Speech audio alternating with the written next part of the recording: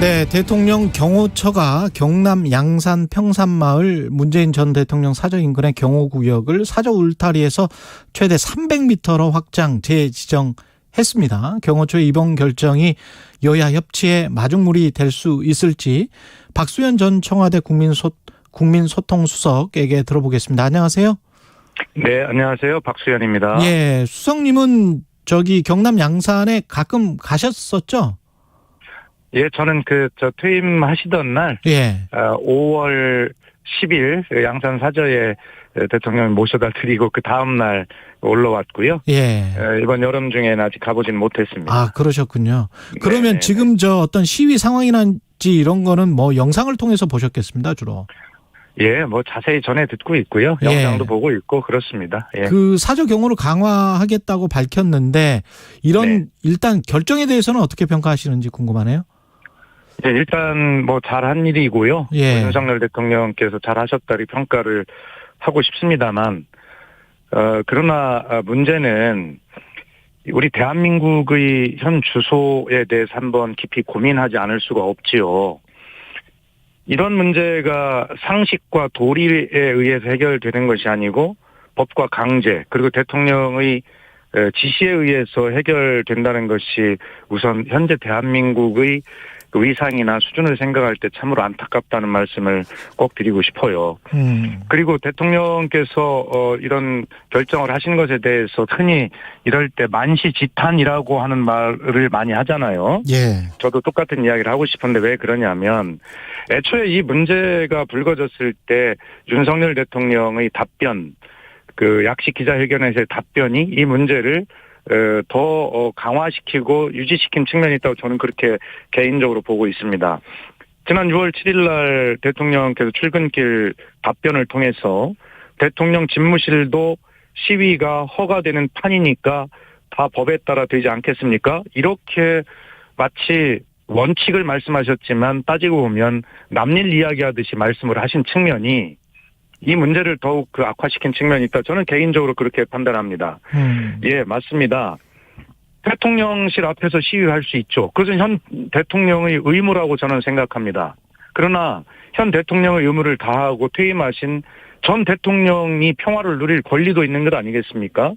현 대통령의 의무를 전 대통령의 권리와 동일시한 듯한 이런 윤석열 대통령님의 약식 기자회견의 이 말씀이 이 문제를 좀 해결을 어렵겠다라고 하는 점을 저는 분명하게 개인적으로 지적하고 싶습니다.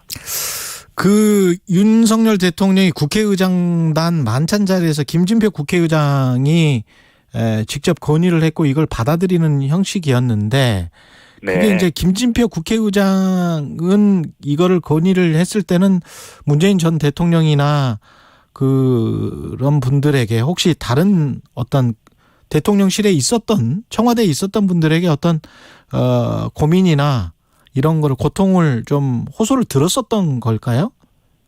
직간접으로 들으셨겠죠. 예. 그러나 이렇게 양산의 고통에 대해서는 김진표 국회의장님뿐만이 아니라 이미 여러 분들이 말씀을 다 하셨고 윤석열 대통령께서도 충분히 들으셨을 거라고 저는 생각을 하고요. 예. 아까도 만시지탄이라는 말씀을 드렸습니다만 이렇게 대통령님 말씀 한마디면 이런 어떤 경호 조치가 이루어질 수 있는 이런 문제를 왜 그동안에 그렇게 힘들게 하셨는지에 대해서 좀 아쉬운 생각도 든다.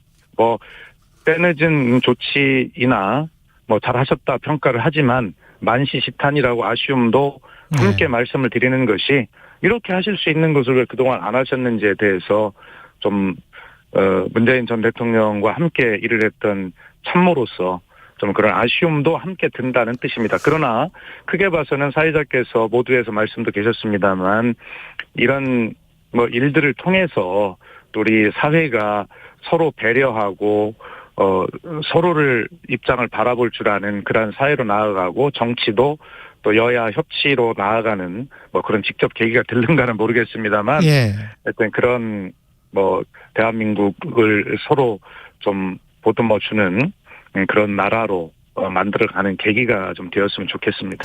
혹시 문재인 전 대통령이 지금 상황 이렇게 좀 개선된 상황에 관해서는 뭐라고 했는지 들으셨어요? 못 들었습니다. 다만 예. 언론을 통해서 보면 어제 그 경호구역의 확대로 양산 그 마을에 평화가 찾아온 그 언론의 취재를 보면 그 마을 주민들 일성이 매미 소리를 들을 수 있어서 참 좋다라는 말씀을 듣고 가슴이 뭉클했습니다. 이 자연이 주는 그 소중한 선물, 그 평화, 일상의 평화마저도 누리지 못했다는 것 아니겠습니까? 대통령께서도 어제 약 1시간여 정도 퇴임 105일 만에 처음으로 그 마을을 참 편하게 처음으로 산책을 하셨다는 그런 기사와 사진을 봤는데, 하여튼 이런 것들에 대해서 너무 좀 안타깝고 하는 생각이 함께 들었습니다. 예. 예. 김진표 국회의장이 또 여야 중진협의체 구성해서 뭔가 국회가 예. 교착 상태에 빠져 있을 때 해소하는 데 도움을 주겠다는 구상을 밝혔는데 네. 민주당 내에서도 약간 좀 반대하는 목소리가 있는 것 같고 박수현 의원님은 어떻게 생각하시는지 궁금하네요. 아마 그런 대화의 채널들을 서로 만들고 하는 노력은 매우 중요하다고 생각하고 실제로 좋은 영향도 미칠 거라고 생각을 합니다. 네. 우선 지난 정부 때 여야 정협의체라고 하는 그런 대화 채널을 대통령께서 제안하시고 여러 차례 시도도 했고 한두 번 대화도 있었습니다만 잘 되질 않았잖아요. 예. 그러나 이런 어떤 대화를 시도하고 노력한다는 것은 굉장히 중요한 의미가 있고요. 다만 민주당 일각에서 하는 이야기는 지금 현재 민주당의 전당대회로 당 대표, 지도부를 구성하는 선거를 하고 있는 중에 그런 제안을 했다는 것은 좀 시기적으로 적절치 않다라는 지적은 타당성이 있어 보이고요. 또 국민의힘도 역시 바로 전당대회 일정이 확정될 것 아니겠습니까? 예. 그러나 김진표 국회의장님 말씀도 어떤 그 여야 간의 대표성이 있는 지도부의 어떤 대화 채널 이런 것과 별도로 다른 걸 하겠다는 뜻은 아니셨을 것입니다. 새로운 지도부들이 구성이 되고 그 대화의 채널이 막혔을 때 여야 중진들이 머리를 맞대고 한번 길을 좀 내보겠다라고 하는 그런 본질적 취지에는 공감을 하고요. 또 민주당도 그런 김진표 국회의장의 제안에 대해서 지금 당장 지도부 선거를 하는데 왜 지금 그런 말씀 하시냐라고 그렇게 반응하실 필요는 없을 것 같습니다. 예. 잘 그런 대화 채널 마련해서 새로 각각 구성되는 여야의 지도부의 어떤 대화의 채널이 막혔을 때 그런 어떤 새로운 돌파구를 마련하는 노력들은 당연히 있어야 될 거라고 생각하고 김진표 의장께서도 그런 상황에서의 어떤 역할을 말씀하신 것으로 그렇게 이해합니다. 그리고 민주당 전당대회 진행 과정에서 최고위원 후보로 나섰던 윤영찬 의원이 탈퇴를 하면서 다수 최고위원들이 민심이 아니라 특정 후보에 줄을 서고 있다. 사당화가 되고 있다. 이런 표현을 했단 말이죠. 어떻게 보세요? 글쎄 그런 것에 대해서 제가 입장을 밝히는 것은 적절치 않습니다. 예. 다만 민심과 당심을 어떻게 구분할 것이냐 하는 문제에 대해서 누구도 명쾌한 답을 가질 수는 없지요.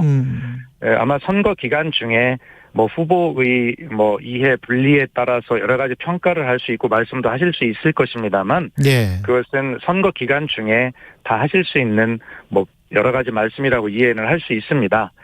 그러나 대체로 당심과 민심을 일치시키려는 노력은 어느 당이든 당연히 다 해야 할 의무라고 저는 생각을 하고요. 지금 쉽게 해서 이재명 후보 어떤 대세론 이런 예. 것들이 이제 굳어졌다 이렇게 평가들이 나오던데요. 아마 저는 그런 현상이 아마 윤석열 대통령의 지지율이 정말 바닥까지 내려가는 그런 국정 동력이 떨어진 상황에서 대다수 민주당의 당원들은 민주당이 확실하게 단결하고 중심을 잡으면 이렇게 어떤 그 윤석열 대통령도 견제를 하고 또 국가의 운영도 바로잡는 구심점이 될 수 있겠다라고 하는 현재 그 대통령이 국정 동력이 떨어진 상황에서 민주당의 역할에 대한 당원들의 어떤 그런 판단이 작용한 것이 아닌가 이렇게 보고요. 선거 과정은 당연히 경쟁에 의해서 되는 것이니 다만 사당화 운운하는 것은 말씀하는 것은 누가 당대표가 되었을 때 그 이후에 당을 어떻게 운영하느냐의 문제와 연관된 것이지 선거 기간 중에 당원들이 아마 제 판단에는 그런 어떤 마음으로 결집하고 있는 것 같은데 그것을 사당화라고 규정짓기에는 좀 이른 판단이 아닌가 저는 개인적으로 그런 생각을 가지고 있습니다. 그 언론 보도들에서 이제 검찰이 북송 서해 피격 사건 원전 폐쇄 관련해서 이제 대통령 기록물관 압수수색하고 이런 것들이 결국은 문재인 전 대통령에 향하고 있다 이런 분석 평론들이 나오고 있는데 어떻게 생각하시는지 그것도 궁금합니다. 청와대 계셨으니까. 대통령 기록관 기록물 뭐 이렇게 법에 의해서 관리하는 이유가 있을 겁니다. 아무리 그 관할 고등법원의 판단에 의해서 뭐 압수수색을 할 수 있다 이렇게 되어 있습니다만 너무 그것이 좀 빈발하는 것 같은 느낌이 있어서 대통령 기록물에 관한 그런 어떤 권위 이런 것들이 좀 희화화되는 이런 측면이 있어 보이고요. 그리고 사실은 이 전 정부에서 했던 그런 어떤 판단들 어느 정부든 저는 대한민국답게 일을 한다고 생각합니다. 그런데 대통령께서 이번 100일 기자회견의 전문 모두 말씀에 보니 원전 폐기와 관련해서도 이념에 따른 원전 폐기를 이런 식으로 말씀을 하셨어요.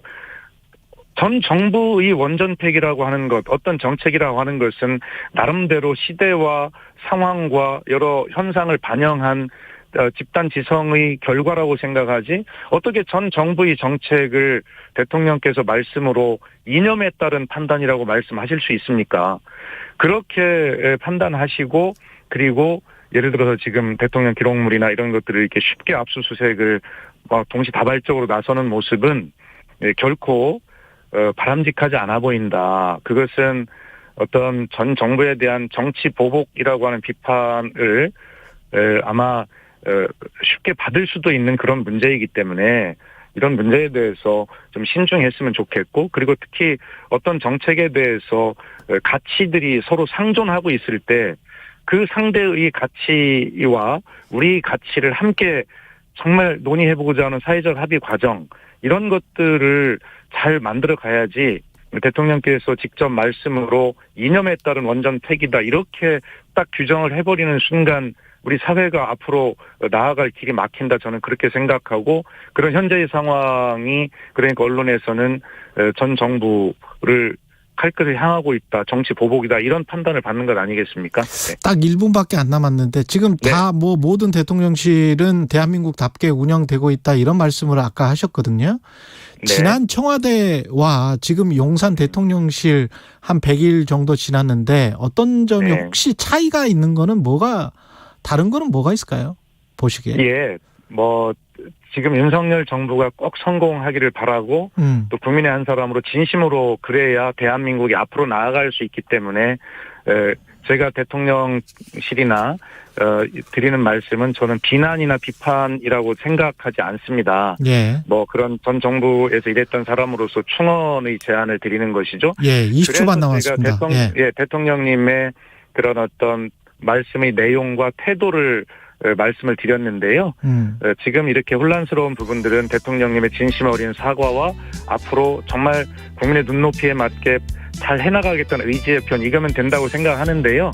저는 그런 어떤 것들이 전 정부와 현 정부를 굳이 비교할 필요는 없습니다만 알겠습니다. 그런 현 정부가 그런 점을 좀 박수현 전 청와대 국민소통수석이었습니다. 잠시 후 8시 반부터